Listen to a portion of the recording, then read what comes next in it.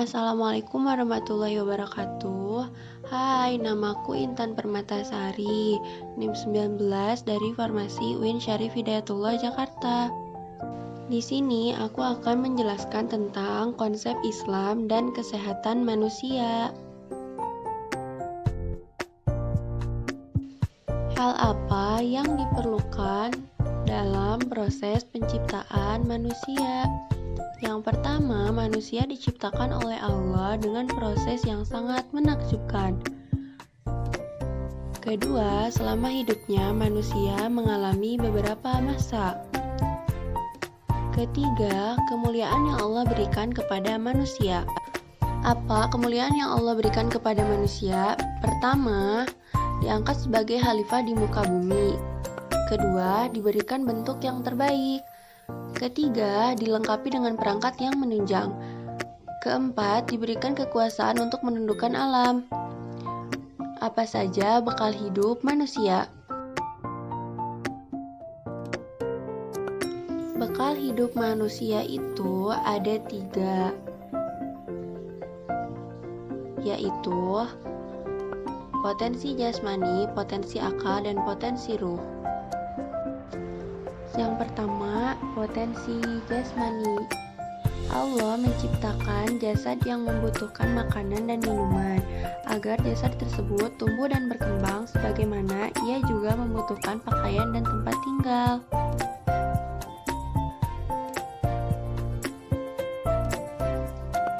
Yang kedua, potensi akal. Allah menciptakan akal yang membutuhkan ilmu, pengetahuan, dan teknologi agar manusia dapat memahami atau memenuhi kebutuhan hidupnya dan melaksanakan tugas dan kewajibannya berupa memakmurkan bumi sebagai khalifah. Yang ketiga, potensi ruh. Allah menciptakan manusia yang membutuhkan petunjuk dan hidayah agar kehidupan manusia menjadi lurus di dunia dan di akhirat. Apa sajakah penyakit manusia menurut Al-Quran? Yang pertama, penyakit hati dibagi 2, penyakit syubhat dan penyakit syahwat. Yang kedua, penyakit jasmani. Apa itu penyakit syubhat dan penyakit syahwat?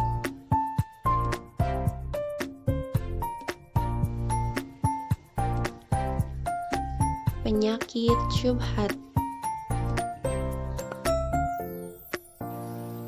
Penyakit syubhat disebutkan dalam Al-Quran, dalam hati mereka ada penyakit, lalu ditambah Allah penyakitnya. Di dalam surat lain dari Al-Quran juga disebutkan, supaya orang-orang yang di dalam hatinya ada penyakit dan orang-orang kafir mengatakan, apakah yang dikehendaki Allah dengan bilangan ini sebagai perumpamaan? Penyakit syahwat.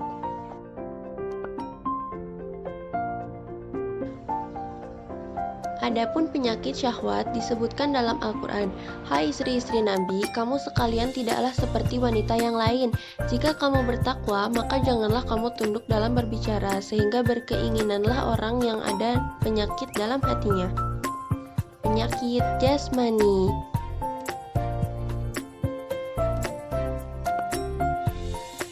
Tidak ada halangan bagi orang buta, tidak pula bagi orang pincang, tidak pula bagi orang sakit.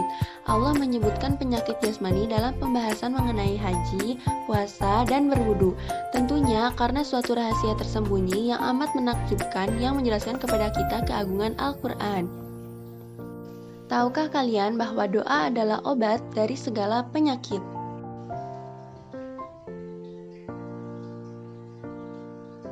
Doa akan memerangi, mengobati, mencegah, dan mengurangi bencana yang menimpa pada diri kita. Sebuah hadis menjelaskan bahwa tidak ada yang dapat menolak takdir atau ketentuan Allah Ta'ala selain doa, dan tidak ada yang dapat menambah atau memperpanjang umur seseorang selain perbuatan baik. Al-Quran, obat segala penyakit. Dijelaskan bahwa dan kami turunkan dari Al-Quran sesuatu yang menjadi penyembuh dan rahmat bagi orang-orang yang beriman. Katakanlah Al-Quran itu adalah petunjuk dan penyembuh bagi orang-orang yang beriman. Anjuran berobat jika sakit.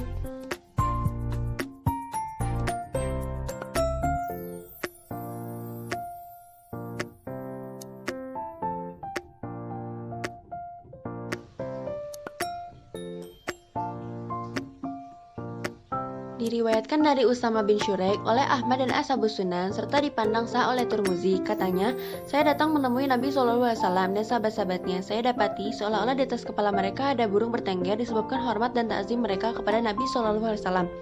Saya pun memberi salam lalu duduk.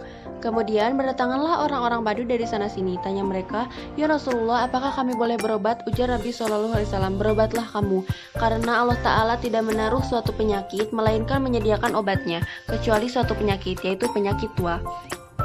Diriwayatkan dari Ibnu Mas'ud radhiyallahu anha oleh Nasai dan Ibnu Majah, juga oleh Hakim yang menyatakan sahnya bahwa Nabi Shallallahu Alaihi Wasallam bersabda, "Sesungguhnya Allah tidaklah menurunkan suatu penyakit, melainkan juga menurunkan obatnya. Dari itu berobatlah kamu."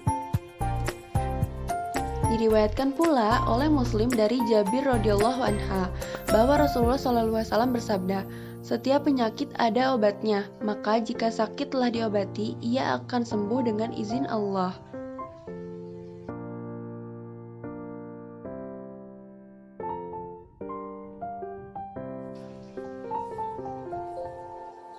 Hukum berobat.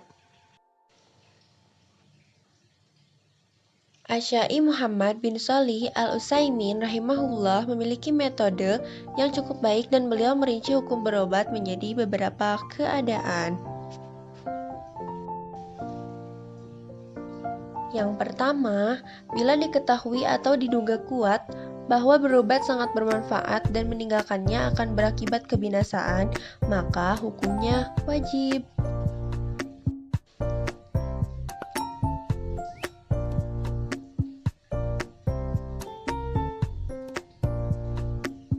Yang kedua, bila diduga kuat bahwa berobat sangat bermanfaat, namun meninggalkannya tidak berakibat kebinasaan yang pasti, maka melakukannya lebih utama.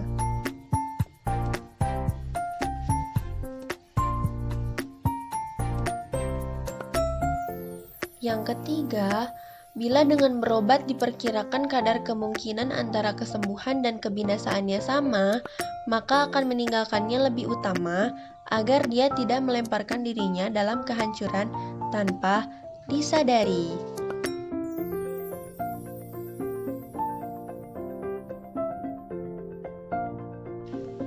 Apakah hukum berobat dengan barang yang haram? Jumhur atau mayoritas ulama berpendapat bahwa pengobatan dengan tuak dan barang-barang terlarang lainnya hukumnya haram. Dasar larangannya adalah diriwayatkan oleh Muslim, Abu Dawud, Tirmizi dari Wa'il bin Hajar al-Hadrami bahwa Thariq bin Suaid menanyakan kepada Nabi SAW tentang tuak yang dijadikannya obat. Maka sabda Nabi SAW, "Itu bukanlah obat tetapi penyakit."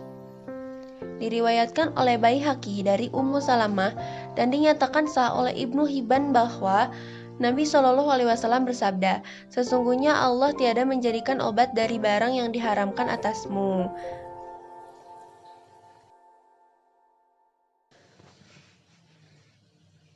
Diriwayatkan dari Abu Daud dari Abu Darda bahwa Nabi Shallallahu Alaihi Wasallam bersabda, sesungguhnya Allah menurunkan penyakit dan obat serta menjadikan bagi setiap penyakit itu obatnya.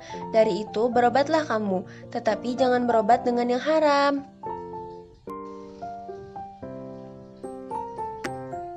Diriwayatkan pula oleh Ahmad, Muslim, Tirmidzi, dan Ibnu Majah dari Abu Hurairah radhiyallahu anha. Katanya, Rasulullah telah melarang memakai obat yang keji, yakni racun.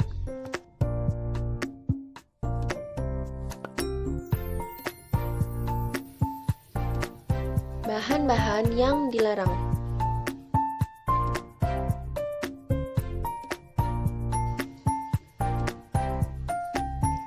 Bahan atau hewan yang diharamkan secara syariat untuk dimakan yaitu najis, tuak, atau alkohol. Bahan yang dilarang secara khusus, besi panas, racun. Diriwayatkan dari Jabir bin Abdullah, ia berkata, aku pernah mendengar Rasulullah SAW bersabda, apabila ada kebaikan dalam pengobatan yang kalian lakukan, maka kebaikan itu ada pada berbekam, minum madu, membakar dengan api, akan tetapi aku tidak suka berbuat dengan cara yang kaya. Pengobatan dengan ruqyah dan doa-doa.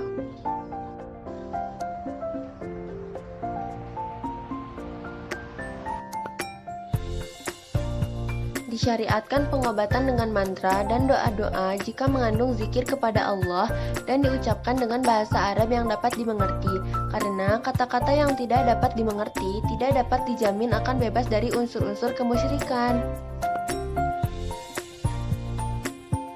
Diterima dari Auf bin Malik, katanya di masa jahiliyah kami melakukan pengobatan dengan mantra-mantra. Lalu kami tanyakan, ya Rasulullah, bagaimana pendapat Anda dalam hal ini? Ujar Nabi Shallallahu Alaihi Wasallam, coba bawa kepadaku mantra tuan-tuan itu. Tidak apa mantra jika tidak mengandung kemusyrikan.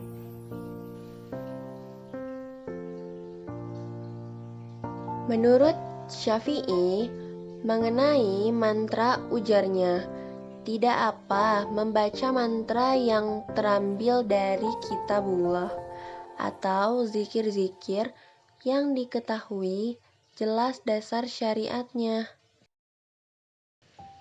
Pengobatan Islam.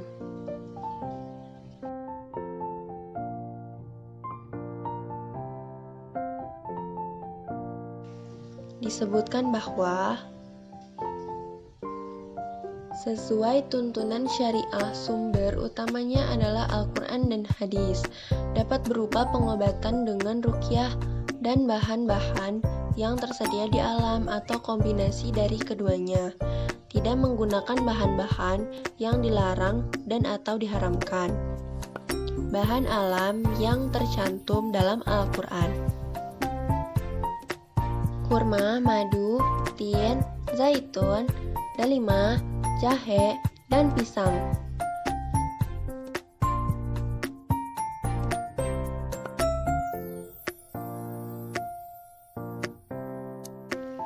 Sekian penyampaian video dari saya. Mohon maaf bila banyak kekurangan. Thanks for watching. Bye. Wassalamualaikum warahmatullahi wabarakatuh.